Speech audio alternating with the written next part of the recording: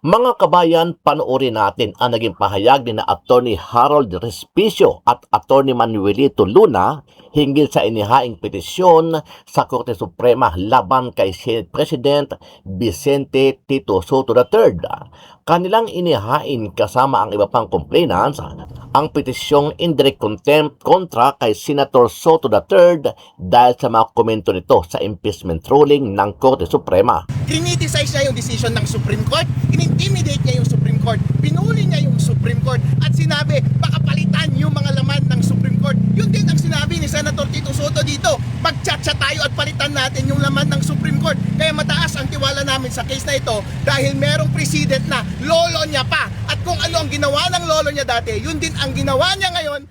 Kahapon ay isang grupo ng mga abogado na pinangunahan ni Attorney Ferdinand Topacio ang naghain ng petisyon para sa indirect contempt laban kay Senate President Vicente Tito Soto III at ito ay isinugod nila sa Korte Suprema.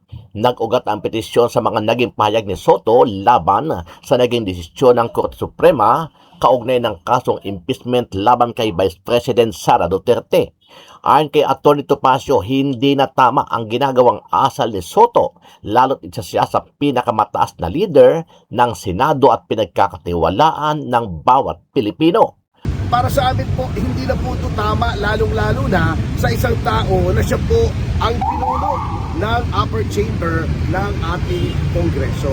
So, para po, hindi po ito para patahimikin si Senate President Soto at tulad ng sinasabi ng iba. He's free to say what he wants, basta ito po ay hindi bumabalangkas sa rules on contempt and what is permissible na sabihin sapagkat the Supreme Court, being one of the three great departments of government, is entitled to respect from the other two departments. Hindi pwede bastusin na lang.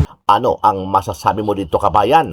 Sama-sama nating panoorin ang buong video at pakicomment nyo po ang inyong mga reaksyon at sariling opinyon.